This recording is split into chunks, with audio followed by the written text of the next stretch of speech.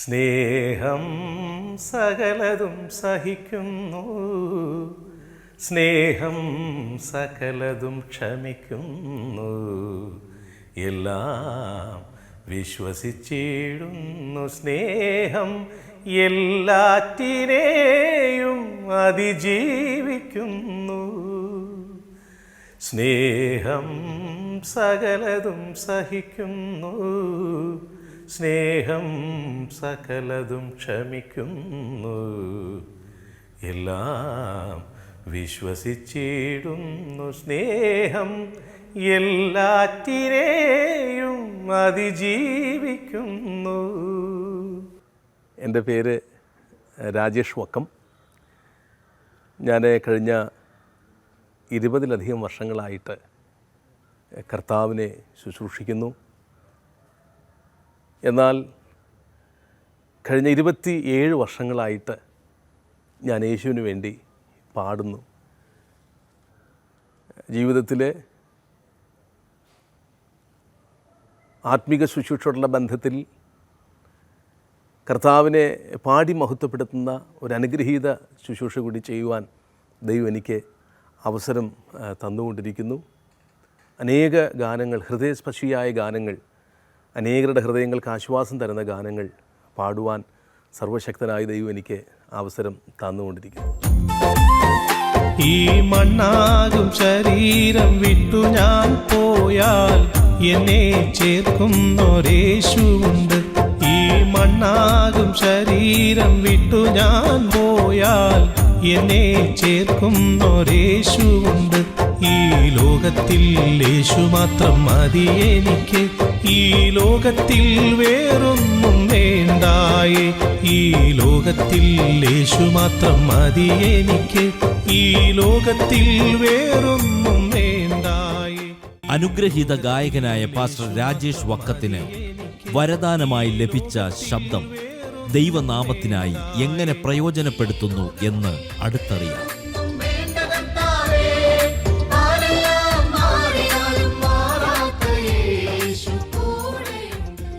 ഞങ്ങൾ കുഞ്ഞുനാൾ മുതൽ ഇങ്ങനെ സിനിമാ ഗാനങ്ങൾ കേട്ട് ആണ് വളർന്നു വന്നത്. എക്സ്പെഷ്യലി പത്മശ്രീ ഡോക്ടർ KG യേശുദാസിൻ്റെ ഗാനങ്ങളോടൊരു പ്രത്യേക അടുപ്പവും, അല്ലെങ്കിൽ അത് തന്നെയാണ് നമ്മൾ കേട്ട് വന്നിട്ടുള്ളത്. കാരണം ഞങ്ങളുടെ കുഞ്ഞുനാളിൽ ഞങ്ങൾ വളരെ കുഞ്ഞുങ്ങളായിരിക്കുമ്പോൾ അമ്മയുടെ സഹോദരന്മാർ അവർ രണ്ടുപേരും അന്നത്തെ കാലത്തുള്ള ഫിലിപ്സിൻ്റെ ടേപ്പ് റെക്കോർഡർ, പിന്നെ അതിൻ്റെ ബാക്കിയുള്ള സ്പീക്കർ, അപ്പോൾ ആ കാലഘട്ടത്തിലുള്ള ഒരു 80-ന് ശേഷം ഇങ്ങോട്ടുള്ള ഓർമ്മ വെച്ച സമയം മുതലുള്ള ഗാനങ്ങൾ കേട്ട് വരികയായിരുന്നു. അതിൽ ഓണപ്പാട്ടുകൾ, സിനിമാ ഗാനങ്ങൾ, ലളിത ഗാനങ്ങൾ, പിന്നെ വസന്തഗീതങ്ങൾ, അങ്ങനെയുള്ള പാട്ടുകൾ.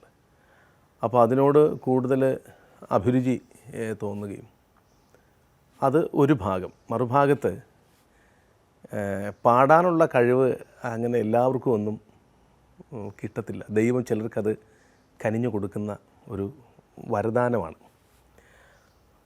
അപ്പോൾ എൻ്റെ വീട്ടിൽ അമ്മ പാടും, അമ്മയുടെ സഹോദരന്മാരും ഞാനീ പറഞ്ഞ രണ്ടുപേരും നന്നായിട്ട് പാടും. അതിൽ മൂത്ത അമ്മാച്ചൻ നന്നായിട്ട് പാടുന്ന ആളാണ്.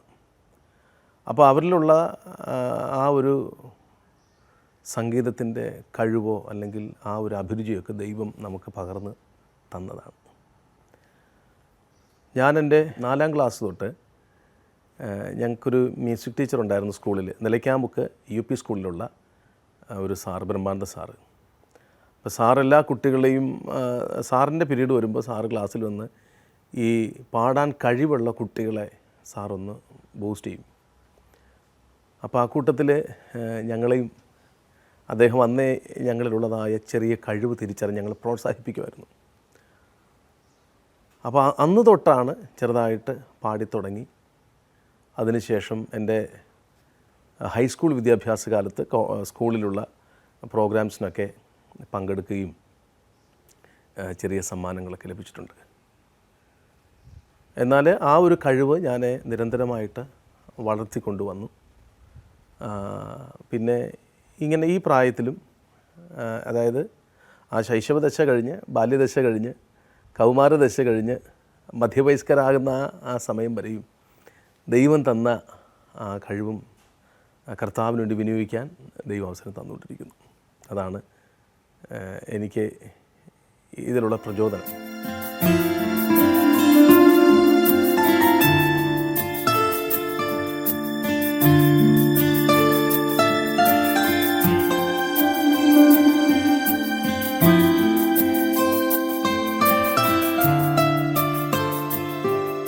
സംഗീതം പഠിച്ചു എന്നെനിക്ക് അവകാശപ്പെടാൻ പറ്റത്തില്ല. സത്യത്തിൽ എനിക്ക് സംഗീതം പഠിക്കാനുള്ള പ്രചോദനം എൻ്റെ അച്ഛനാണ്. ഞാനൊരു നല്ല പാട്ടുകാരനായി കാണണമെന്ന് ആഗ്രഹിച്ചത് അദ്ദേഹമാണ്. എന്നെ ഏറ്റവും അധികം പ്രോത്സാഹിപ്പിച്ചതും എന്നെ ഏറ്റവും അധികം ഈ ഒരു കഴിവിലേക്ക് ഏറ്റവും വലിയ പ്രചോദനം എന്ന് പറഞ്ഞാൽ എൻ്റെ അച്ഛനാണ്. കാരണം എന്നിലുള്ളതായ ചെറിയ ആ ഒരു കഴിവല്ലെങ്കിൽ ആ ഒരു അഭിരുചി അദ്ദേഹം നന്നായിട്ട് തിരിച്ചറിഞ്ഞു. അങ്ങനെ എൻ്റെ 10ാം ക്ലാസ് കഴിഞ്ഞ സമയത്ത് ഞങ്ങളുടെ വീട്ടിൻ്റെ അടുത്ത് പഞ്ചമം സംഗീത വിദ്യാലയം എന്ന് പറഞ്ഞൊരു സംഗീത വിദ്യാലയം ഉണ്ടായിരുന്നു. 10ാം ക്ലാസ് കഴിഞ്ഞ് എനിക്ക് അടുത്തത് പിന്നെ സംഗീതം പഠിക്കണം, തിരുവനന്തപുരത്ത് നമ്മുടെ അക്കാഡമി പോയി പഠിക്കണം എന്നുള്ള വലിയ ആഗ്രഹമായിരുന്നു. അതിനു വേണ്ടിയിട്ട് ഞാൻ ഒരല്പം ഗീതം വരെയൊക്കെ പഠിച്ചിട്ട് ശേഷമാണ് സംഗീത കോളേജിലേക്ക് പോയത്. നിർഭാഗ്യവശാൽ ഏതാണ്ട് 15 വയസ്സ് പ്രായമാണുള്ളത്. എനിക്കന്ന് അവിടെ അഡ്മിഷൻ ലഭിച്ചില്ല. ഞാൻ പാടി വന്നതൊക്കെ തെറ്റിപ്പോയി. പ്രഗത്ഭരായ അധ്യാപകരുടെ നടുവിലിരുന്നായി പാടുന്നതൊക്കെ. അപ്പോൾ ആ സമയത്ത് പിന്നെ ഭയമോ അല്ലെങ്കിൽ മുൻ പരിചയമില്ലാത്ത ഒരു അനുഭവമൊക്കെ ആയതുകൊണ്ട് ശ്രുതിയും താളവും ഒക്കെ പഴച്ചു. അങ്ങനെ എനിക്ക് അവിടെ നിന്ന് അഡ്മിഷൻ എനിക്ക് കിട്ടിയില്ല. പക്ഷേ എങ്കിലും പഠിച്ചത് പല സമയങ്ങളിൽ പ്രാക്ടീസ് ചെയ്യാനും ഒരല്പമേ അത് പഠിച്ചു എങ്കിൽ പോലും ജീവിതത്തിൽ അത് വലിയൊരു പ്രയോജനമായി. പല പാട്ടുകളും പാടുന്ന സമയങ്ങളിലൊക്കെ അത് നമുക്ക് ഒത്തിരി പ്രയോജനം ചെയ്തിട്ടുണ്ട്. അപ്പോൾ അതുകൊണ്ടുകൂടി ആ ചോദ്യത്തിൻ്റെ മറുപടി ഒരിക്കൽ കൂടി പറയുന്നു, സംഗീതം പഠിച്ചു എന്ന് മറ്റുള്ളവരെ പോലെ എനിക്ക് അവകാശപ്പെടാൻ പറ്റത്തില്ല.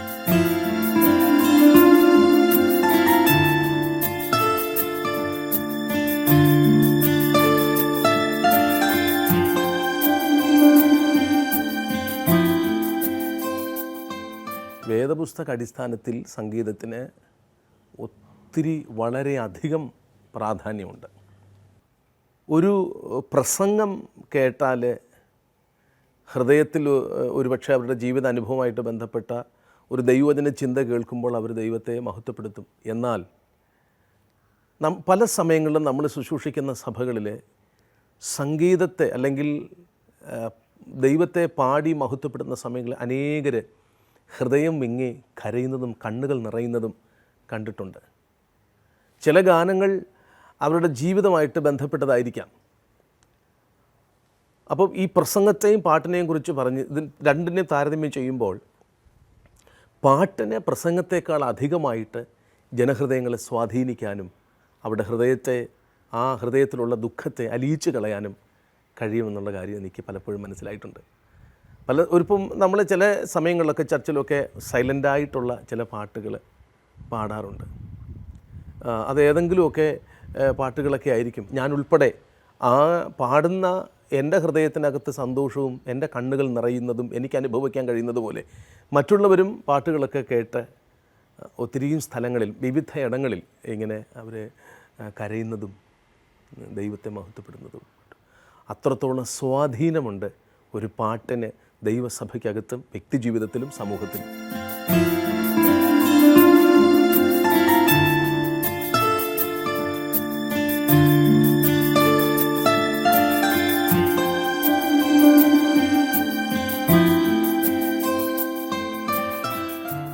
ഞാനൊരു വ്യക്തമായി പറഞ്ഞാൽ സുവിശേഷ വിരോധിയായിരുന്നു. വിരോധം മീൻസ് യേശുക്രിസ്തു എന്ന സത്യദൈവത്തെ നിഷേധിക്കുകയും യേശുക്രിസ്തുവിനെ കുറിച്ച് പറയുന്നവരെ വിരോധിക്കുകയും ഒക്കെ ചെയ്യുന്നൊരു സ്വഭാവം എൻ്റെ ജീവിതത്തിലുണ്ടായിരുന്നു. ഞങ്ങൾ കുടുംബ പശ്ചാത്തലം എങ്ങനെയായിരുന്നു? ഞങ്ങൾ അക്രൈസ്തവരായിരുന്നു, ക്രിസ്തുവിനെ കണ്ടെത്താതിരുന്ന ഒരു കാലഘട്ടത്തിൽ. അപ്പോൾ ജനിച്ച ചുറ്റുവട്ടത്തിൽ അല്ലെങ്കിൽ ആ ചുറ്റുപാടിലൊക്കെ അങ്ങനെ വളർന്നു വന്നതുകൊണ്ട് നമുക്ക് സത്യം എന്തെന്നോ യേശുക്രിസ്തു എന്തെന്നോ ആരാണ് ജീവനുള്ള ദൈവമെന്നോ നമുക്കറിയത്തില്ലായിരുന്നു. എൻ്റെ 10ാം ക്ലാസ് കഴിഞ്ഞ് ഞാൻ എൻ്റെ അച്ഛൻ്റെ നാട് പാലോടാണ്. പാലോട് ഇക്ബാൽ കോളേജിൽ, പെരിങ്ങല ഇക്ബാൽ കോളേജിൽ എനിക്ക് അഡ്മിഷൻ കിട്ടിയത്. അന്ന് പ്രീ ഡിഗ്രിയാണ്. ഫസ്റ്റ് PDCക്ക് പഠിക്കാൻ പോയി. അവിടെ ചെല്ലുമ്പോൾ മറ്റുള്ള കുട്ടികളിൽ നിന്ന് വ്യത്യസ്തനായിട്ടുള്ളൊരു വിദ്യാർത്ഥിയെ ഞാനവിടെ കണ്ടു.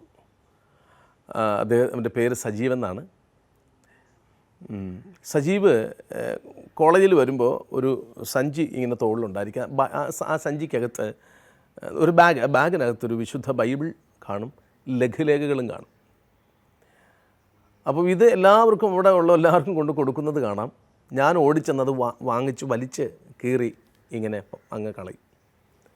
ഇത് സജീവൻ്റെ ഹൃദയത്തിൽ ആഴമായിട്ടുള്ള മുറിവേൽപ്പിച്ചു എന്ന് പിന്നത്തേതിൽ പറഞ്ഞിട്ടുണ്ട്. ഞാൻ യേശു ക്രിസ്തുവിനെ കണ്ടെത്തി അല്ലെങ്കിൽ ഈ ഒരു അനുഭവത്തിലേക്ക് വന്നതിനെക്കുറിച്ച് ഞാൻ പറയുകയാണ് വളരെ ബ്രീഫായിട്ട്. അപ്പോൾ പിന്നെ അദ്ദേഹം എൻ്റെ ഈ പ്രവണത ഹൃദയത്തിൽ ഭയങ്കരമായ മുറിവേൽപ്പിച്ചിട്ടുണ്ട്. എന്നാൽ എന്നോട് പലപ്പോഴും യേശു ക്രിസ്തുവിനെക്കുറിച്ച് പറയും. യേശു ക്രിസ്തു താങ്കളെ സ്നേഹിക്കുന്നുവെന്നും തങ്ങളുടെ ജീവിതത്തിൽ സമാധാനം തരാൻ യേശുവിന് മാത്രമേ കഴിയൂ എന്നും തങ്ങളുടെ ഏത് നീറുന്ന പ്രശ്നങ്ങൾക്കും യേശു പരിഹാരകനാണ്, നിങ്ങളുടെ കുടുംബത്തിലെ സകല വിഷയങ്ങൾക്കും സമാധാനം യേശുവിനെ തരാൻ കഴിയുമെന്ന് അദ്ദേഹം എന്നോട് പലപ്പോഴും പറയുമായിരുന്നു. ഞാൻ പല സമയങ്ങളും അതിനെ ശക്തമായിട്ട് പ്രതികരിക്കും, എതിർത്തിട്ടുണ്ട്. ഒരു ദിവസം ഇങ്ങനെ കോളേജ് വിട്ട സമയത്ത്, എന്നാൽ സീനിയേഴ്സിൻ്റെ എല്ലാ ക്ലാസ്സുകളിലും ഞങ്ങളാണ്, സജീവ് ഒരു അനുഗ്രഹിക്കപ്പെട്ട ഗായകനാണ്. അന്ന് ക്രിസ്തീയ പ്രോഗ്രാമുകളിൽ ഏറ്റവും അധികം നന്നായിട്ട് പാടിക്കൊണ്ടിരുന്നത് സജീവാണ്. അപ്പോൾ നമ്മുടെ കോളേജിലെ സീനിയേഴ്സിൻ്റെ ക്ലാസ്സുകളിലൊക്കെ ഞങ്ങളാണ് പാടിക്കൊണ്ടിരിക്കുന്നതൊക്കെ. അപ്പോൾ ഞാനൊരു പാട്ടുകാരനാണെന്നും ഒക്കെ സജീവിനെ നന്നായിട്ട് അറിയാം. ഒരു ദിവസം ഞങ്ങളിങ്ങനെ കോളേജ് വിട്ട് 21 കിലോമീറ്റർ സഞ്ചരിച്ചാണ് ഞങ്ങൾ അങ്ങോട്ടും ഇങ്ങോട്ടും കൂടെ 42 കിലോമീറ്റർ, അതായത് കോളേജിൻ്റെ സ്ഥലത്തു നിന്ന് കുടവനാട് പേര എന്ന് പറയുന്ന സ്ഥലവുമായിട്ട് ഉള്ള ഡിസ്റ്റൻസ്. അപ്പോൾ ഞങ്ങൾ ബസ് ഇങ്ങനെ വരാൻ വേണ്ടി കാത്തു നിന്ന് കോളേജിൻ്റെ വരാന്തയിൽ കൂടെ നടക്കുമ്പോൾ സജീവ് എൻ്റെ ഓപ്പോസിറ്റ് സൈഡിൽ വന്നിട്ട് യേശു നിന്നെ സ്നേഹിക്കുന്നു എന്ന് പറഞ്ഞു. അപ്പോൾ നല്ല മഴയുള്ളൊരു ദിവസമാണ്. സജീവ് ഒരു വൈറ്റ് കളർ ഷർട്ടാണ് ഇട്ടിരിക്കുന്നത്. ഞാൻ ഈ സമയത്ത് പിടിച്ച് തള്ളിക്കൊടുത്തു. ഇനി എന്നോടത് പറയരുതെന്ന് പറഞ്ഞുകൊണ്ട്. ഇദ്ദേഹം ചെന്ന് വീണത് ചെടിച്ചട്ടിയുടെ മേളിലും ചെളിയിലൊക്കെയാണ്. പക്ഷേ എഴുന്നേറ്റ് വരുമ്പോൾ ആ മനുഷ്യൻ, ആ ചെറുപ്പക്കാരൻ പുഞ്ചിരിച്ചുകൊണ്ട് ഇങ്ങനെ ഒരു ഇത്രയും മോശം പെരുമാറ്റം എന്നിൽ നിന്നുണ്ടായിട്ട് ഒരു ഭാവവ്യത്യാസമില്ലാതെ ചിരിച്ചുകൊണ്ട് സ്നേഹത്തോടെ എഴുന്നേറ്റ് വരികയും തൻ്റെ അധരത്തിൽ കൂടെ സ്തോത്രമെന്നും ഹല്ലേലൂയ എന്നൊക്കെ പറയുന്നത് കേട്ടു. അപ്പം ഞാനും ചിന്തിച്ച് എന്തുകൊണ്ടാണ് സജീവിൽ ഇങ്ങനെ ഒരു പ്രത്യേകത? ഇതെൻ്റെ ഹൃദയത്തിനകത്ത് ആഴമായിട്ടൊരു ചിന്തയ്ക്ക് കാരണമായി. അങ്ങനെ ദിവസങ്ങൾ കടന്നുപോയ സമയത്ത് കോളേജിലെ യൂണിയൻകാരെല്ലാം കൂടെ ചേർന്നൊരു ഗാനമേള സംഘടിപ്പിച്ചിരുന്നു. ആ ഗാനമേളയിൽ എനിക്ക് ഞങ്ങളെല്ലാം കൂടെ പ്രാക്ടീസ് ചെയ്ത്, ഓർക്കസ്ട്രക്കാരൊക്കെ ഒന്ന് പ്രാക്ടീസ് ചെയ്ത് ഭയങ്കര ആഗ്രഹത്തിലിരിക്കുകയാണ് പാടാൻ. അപ്പോൾ അവിടെ തന്നെ സീനിയേഴ്സായിട്ടുള്ള ചിലർ അവരുടെ സ്വാധീനത്തിലുള്ള ചില പാട്ടുകാരെ കൊണ്ട് പാടിക്കാൻ വേണ്ടിയിട്ട് ഞങ്ങളെ മനപ്പുറം ഒഴിവാക്കി, അവോയ്ഡ് ചെയ്തു. ഇതെൻ്റെ ഹൃദയത്തിൽ ഭയങ്കരമായ ഭാരവും വിഷമമൊക്കെയായി. അങ്ങനെ ദിവസങ്ങൾ കടന്നുപോയി. ഈ ഗാനമേളയ്ക്ക് പാടാൻ കഴിയാത്തതായ ഭയങ്കരമായ ഭാരം ഉണ്ടായിട്ട് ഞാൻ കുറച്ച് നാൾ കോളേജിൽ നിന്ന് വന്നില്ല. ദിവസങ്ങൾ 1-2 ആഴ്ചകൾ കഴിഞ്ഞ് കോളേജിലേക്ക് തിരിച്ചു വന്നപ്പോൾ സജീവ് എൻ്റെ അടുക്കിലേക്ക് ഓടി വന്നു. അതിനുശേഷം ഞങ്ങൾ പതിയെ സ്നേഹിതരായി ഓരോ കാര്യങ്ങളൊക്കെ സംസാരിച്ചും. ഇപ്പം ഞാൻ പിടിച്ച് തള്ളിയ അവൻ്റെ ഹൃദയത്തിനകത്ത് ഈ ഒരു അനുഭവം എങ്ങനെ ഉണ്ടായി, ചിരിച്ചുകൊണ്ട് എഴുന്നേറ്റ് വരാനുണ്ടായ കാരണം, അല്ലെങ്കിൽ എന്തുകൊണ്ടാണ് അതിനെ തിരിച്ച് പ്രതികരിക്കാഞ്ഞെന്നുള്ള കാര്യങ്ങളൊക്കെ എനിക്കറിയണം. അപ്പോൾ എൻ്റെ അടുക്കിലേക്ക് ഓടി വന്നിട്ട് പറഞ്ഞു, നീ എവിടെ പോയിരുന്നു? ഞാൻ പറഞ്ഞ കുറച്ച് ദിവസം അറിയാമല്ലോ, ഇവിടുത്തെ ഈ പ്രോഗ്രാമിന് പാടാൻ കഴിയാത്തതായ ദുഃഖം എനിക്കുണ്ട്, അതുകൊണ്ടാണ് ഞാൻ വരാഞ്ഞെന്ന് പറഞ്ഞു. അപ്പം ഭാരപ്പെടേണ്ടെന്നൊക്കെ പറഞ്ഞ് ആശ്വസിപ്പിച്ചിട്ട് എന്നോട് അടുത്ത് ഇങ്ങനെ പ്രകാരം പറഞ്ഞു, ഒരു ക്രിസ്തീയ പ്രോഗ്രാമുണ്ട്, പാടാൻ വരാമെന്ന് ചോദിച്ചു. ഞാൻ പറഞ്ഞു, എനിക്ക് നിങ്ങളുടെ മതത്തിലൊന്നും ചേരാൻ വയ്യ, അപ്പോൾ അടുത്ത മറുപടി, മതത്തിൽ ചേരണ്ട, വന്ന് പാട്ട് പാടിയാൽ പൈസ തരാം. അങ്ങനെ പാട്ട് പാടി പൈസയ്ക്ക് പാടാൻ വേണ്ടിയിട്ട് ഞാൻ കാട്ടാക്കടയ്ക്കടുത്ത് പന്നിയോട് എന്ന് പറയുന്ന സ്ഥലത്തിൽ ഒരു LP സ്കൂളിൻ്റെ മുറ്റത്ത് വെച്ച് നടക്കുന്ന 4 ദിവസത്തെ സുവിശേഷ യോഗം, അതിൽ എന്നെ സജീവ് പാടാൻ ആദ്യമായിട്ട് കൊണ്ടുപോയി. ആ കൺവെൻഷൻ വേദിയിൽ അന്ന് പ്രസംഗകരായിട്ടുള്ള ചെറുപ്പക്കാരായ ചെറു ദൈവദാസന്മാർ, അതിൽ ഒരാളുടെ ആദ്യത്തെ അനുഭവസാക്ഷ്യമാണ് അദ്ദേഹം. ഞങ്ങൾ സ്റ്റേജിൽ പാട്ടൊക്കെ പാടിയിട്ടിരിക്കുമ്പോൾ സുമുഖനായ ഒരു ചെറുപ്പക്കാരൻ, ഒരു സുവിശേഷകൻ വിശുദ്ധ ബൈബിളുമായിട്ട് സ്റ്റേജിലേക്ക് ഇരിക്കുന്നു. അന്നത്തെ അധ്യക്ഷൻ അദ്ദേഹത്തെ പ്രസംഗിക്കാൻ സ്വാഗതം ചെയ്യുന്നു. അദ്ദേഹം വന്നിട്ട് അദ്ദേഹത്തിൻ്റെ ജീവിത അനുഭവം പറഞ്ഞു. ബോൺ ക്യാൻസർ എന്ന് പറയുന്ന മാരക രോഗത്താൽ ആയിരുന്ന ആ മനുഷ്യനെ യേശു സൗഖ്യമാക്കി. അദ്ദേഹത്തിൻ്റെ അനുഭവം ഞാൻ ബ്രീഫായിട്ട് പറയുന്നു. യേശു അദ്ദേഹത്തെ സൗഖ്യമാക്കി. മരണം മുന്നിൽ കണ്ട ആ മനുഷ്യനെ യേശു സൗഖ്യമാക്കിയ ജീവിത അനുഭവം. അന്നത്തെ അനുഭവത്തോടു കൂടി ചേർന്ന് തന്നെ രക്ഷ പ്രാപിക്കുവാൻ യേശു മാത്രമേ ഉള്ളൂ എന്നുള്ള വലിയ സത്യം അന്ന് അദ്ദേഹത്തിൽ കൂടി ഞാൻ കേൾക്കാനിടയായി. മനുഷ്യൻ്റെ മരണത്തിന് ശേഷം ഒരു ജീവിതമുണ്ടെന്നും 2 ഇടങ്ങളിലേക്ക് മനുഷ്യാത്മാക്കൾ കടന്നു പോകുമെന്ന്, നിത്യമായ സ്വർഗം, 2 നിത്യമായ നരകം, 2ഉം യാഥാർത്ഥ്യമാണെന്നും, സ്വർഗരാജ്യത്തിലേക്ക് പോകുവാൻ ഏക രക്ഷ, ഏക മാർഗം, ഏക വാതിൽ, ഏക വഴി യേശുക്രിസ്തു മാത്രമാണെന്നുള്ളതായ വലിയ സത്യം അദ്ദേഹം പറഞ്ഞു. അതെൻ്റെ ഹൃദയത്തിൽ ആഴമായിട്ട് പതിഞ്ഞു. അങ്ങനെയാണ് അന്ന് രാത്രിയിൽ ഈ സകലത്തിൻ്റെയും ഉടയവനായ മഹത്വവാനായ ദൈവമായ യേശുവിനെ ഞാൻ എൻ്റെ ഹൃദയത്തിൽ സ്വീകരിച്ചു. എൻ്റെ നാഥനായി, എൻ്റെ ദൈവമായി, എൻ്റെ കർത്താവായി അംഗീകരിച്ചു. ആ സ്റ്റേജിൽ നിന്ന് പുറത്തു പോകുമ്പോൾ എൻ്റെ കർത്താവിനെയും കൊണ്ടാണ് ഞാൻ പോയത്. എൻ്റെ ജീവിതത്തിൽ എന്തെന്നില്ലാത്ത സമാധാനമായി ഒരു പുതിയ അനുഭവത്തിലേക്ക് വരുവാൻ ദൈവം എനിക്ക് ഭാഗ്യം തന്നു. ഒരു നേരമെങ്കിലും പ്രാർത്ഥനയില്ലാതെ നാഥാ ഞാനെങ്ങനെ ഉറങ്ങും, നാഥാ ഞാനെങ്ങനെ ഉറങ്ങും. കണ്ണടച്ചാലും നിൻ തിരുമുഖമെൻ മുമ്പിൽ കാണുന്നു നാഥാ, ഞാൻ കാണുന്നു നാഥാ. ഒരു നേരമെങ്കിലും പ്രാർത്ഥനയില്ലാതെ നാഥാ ഞാനെങ്ങനെ ഉറങ്ങും, നാഥാ ഞാനെങ്ങനെ ഉറങ്ങും. കണ്ണടച്ചാലും നിൻ തിരുമുഖമെൻ മുമ്പിൽ കാണുന്നു നാഥാ, ഞാൻ കാണുന്നു നാഥാ. ഒരു നേരമെങ്കിലും പ്രാർത്ഥനയില്ലാതെ നാഥാ ഞാനെങ്ങനെ ഉറങ്ങും.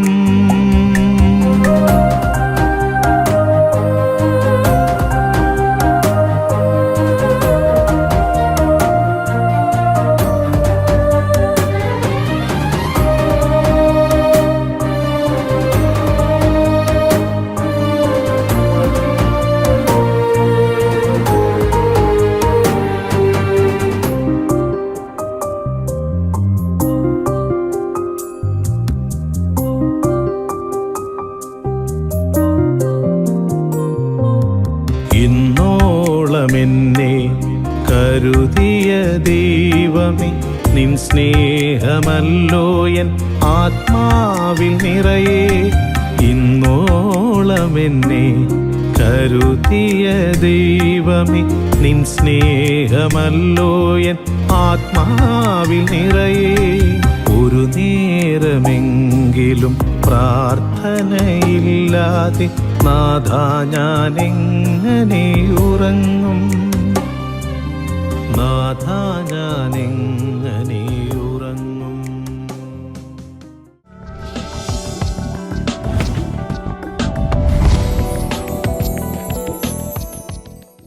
എന്തതിശയമേ ദൈവത്തിൻ സ്നേഹം, എത്ര മനോഹരമേ.